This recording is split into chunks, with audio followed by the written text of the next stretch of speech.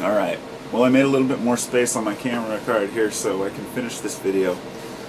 And I think it's necessary that I do, merely because when I left it, it was kind of on a note of arrogance, almost like people putting music in their videos, and that, you know, it's all about the message, and that wasn't really the message I was trying to convey. What I was trying to get across was, you and I are completely different people. Cannot forget that. That is first and foremost the most key aspect of what it means to be. I mean, we wouldn't be different if our body. I mean, if you were, a freaking elephant and I was a giraffe. If our minds are our minds are so much more different than even our bodies. In other words. But since we look so similar, it's easy for us to assume that the next person or that our neighbor has the same information that we have, or that they're aware or awake as we are. My example is recently when I made, I was commenting on a video where somebody was saying this recent shooting, the reporter thing was a hoax and a false flag, and of course once I said I really don't think it was, I was accused of being asleep, unaware, the person says this and this and this and this. What it leads is a whole list of assumptions that if a person thinks one particular thing, then they fit in this category of people who are ignorant. And I've worked over my life very carefully to make sure that I stopped doing that, because when I started seeing other people doing that, I realized that they were grouping themselves together and pointing the finger at other people as being ignorant. And so I drew this entire diagram out when people, about a year ago, I was, a lot of people who use the word sheeple and whatnot, and so I drew a pasture with some sheep in it, and I continued with the fence, and I drew the shepherd, the wolf, the woods, and I made this whole metaphor, this whole model on paper, and asked myself, okay, so if you're not a sheep, are you going to be a wolf, or are you going to be a shepherd? The wolves are always hiding in the woods. The woods can resemble the internet, if you will, lurking, waiting to strike out. The shepherds are the ones who protect the flock, the ones who protect people, because we're all people, okay? And nobody deserves to be treated any better merely because they think they're more awake about something or aware, because we are one, and because if you want to think of it this way, you are a liver. You are a liver cell. This other person, this sheep that you're talking to, is a lung cell, okay? And this guy over here, he's maybe part of the amygdala. My point being that body parts of the body, the liver doesn't make fun of the lung. It has a different purpose, but the combined organs are what create the human. And in the same way, each group of humans is a collective organ of this organism that we call Gaia, or Earth, okay? Now, without getting too metaphysical and mystical into it, if you want to bring science into it, what is an organism? How do you classify an organism? And you can get into the semantics of it, but if you leave the words aside and just look at the picture of the parts that make up a cell, the cells that make up a component of an organ, those components that make up the organs that make up the bodies that make up the person and the people, the society, and it grows. And where does it stop? It doesn't. We are all one, and we deserve to herd each other around a little bit, I guess, to kind of, like sheep. But eventually somebody's going to take lead and show the right way. And the ones who are just constantly being the wolves are not showing the right way. What's my point is that I'd like to see more people putting effort into educating those around them without being arrogant about it, and without being overly suspicious about every person or every motive or action, and remembering that people say things they don't mean. People also get misinterpreted a lot, and all of you have received a text message that you took the wrong way, or sent one that somebody took the wrong way, and it's no different with the internet. And people have to remember this, especially on YouTube in the comment section, where it becomes this battle of wits to see who's smarter. So let's step back from all this, what we call knowledge, and ask ourselves, what's the main point here? What am I trying to convey? That everything that you think you know and all the things that you think are important, how do they serve you as an individual? Not what are people telling you that it's doing to you, or how could it potentially serve you in the future, or how it may have served you in the past. But on a day-to-day basis, how does your way of thinking serve you? And for example, if you wake up every day and the first thing you do is go to the internet and Google to see what bad things have happened, that's a condition. That it's a red flag. And I know because I've been there. Maybe 5 years back, I remember every morning I'd go and I'd check the RSOE emergency website. I checked the earthquake reports. I checked the sun and the solar flaring and all these different things. You know, convinced that we were on the precipice of some major change, and realizing that the change came from within, that it really was a personal change of being and a way of living for each individual to choose. And it's nothing to do with time.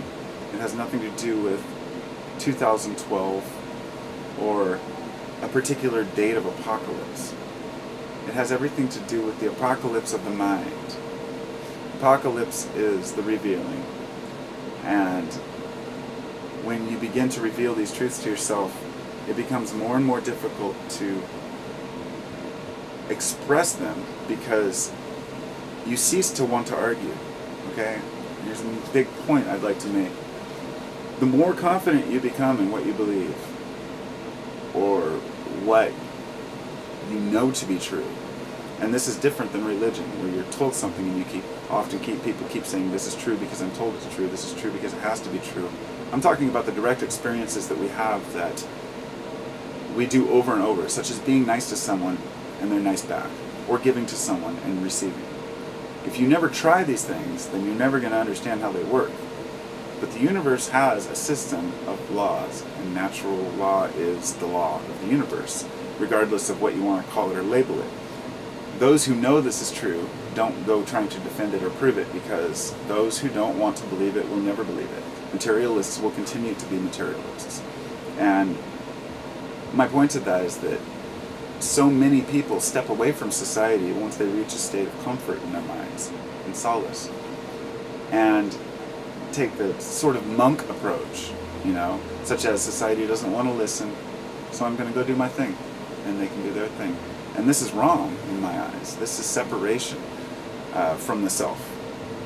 This is because the self is one another, you see. If we leave the city to go out into the country and live in the mountains by ourselves because we can't stand people, that only means one thing: we can't stand ourselves. And we have to realize that. It doesn't always mean that in this case, and don't get me wrong, going off and being a monk doesn't mean you can't cope with people. But I'm saying that if everyone was a monk, then that would be the largest organ and there wouldn't be a body. There are groups that choose to live in the mountains as monks. There are groups that choose to be religious zealots and fanatics. There are groups who choose to be atheists. There are groups who choose to be just workers and think nothing about spirituality whatsoever. All of these classes are part of the system. Not the system that we created as humans, but the system that nature has presented to us. So, I often hear people speak of how humans have created this system, and I used to believe that humans have created this patriarchy or the matriarchy or all these different systems. We have, but nature has allowed it to happen. It's a natural progression of things. So rather than fighting it, we have to step back and ask ourselves, what can we do about it? Because very few people out there are the ones who are really causing the big problems, and that reflects on society as a whole. And we think that everyone's out to get us. And when we're told that all that matters is the bottom line, then everybody's out to get $1. But it's not true. If you talk to your neighbors, and you talk to your friends and ask them, do they really think that money is what life's all about? How many of them actually believe that?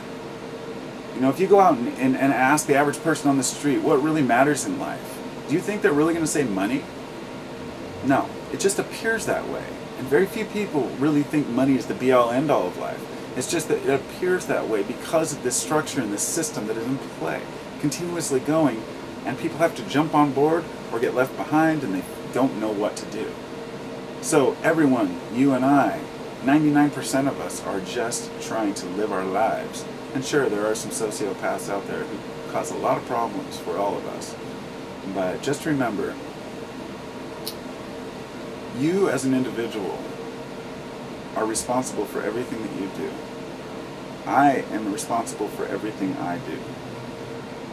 Yet, we are not to blame for the system that is in play, merely because we're playing the game. We jumped in the middle of a system that is so far beyond us. So, how do I bring all this rambling together to make a point?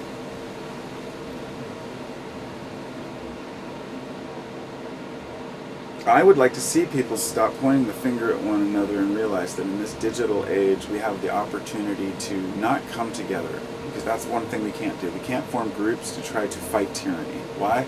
Because any group that gets large enough to make a difference is always infiltrated by the other side, whatever the other side may be. And on top of that, every group that gets large enough has mixed opinions about what is important and what action to take. And we can see this. This is why many of the, well, I won't get into secret societies and all of that, because that brings up a lot of bad blood with people. They don't even want to talk about it. It's either, they're either fascinated by the occult, or they think it's just the most evil, horrific thing in the world. White, black magic, it's all the intention of the person to me. All of the things that we do in life are based on the intention of the person. If you are in full control of who you are, and you know who you are in your heart, you can never be dominated by negativity. It reminds me of the old metaphor that even the smallest candle can shine a light in the largest dark room. Nothing escapes light, and everything is light. Yet everything is darkness. There is no dualism.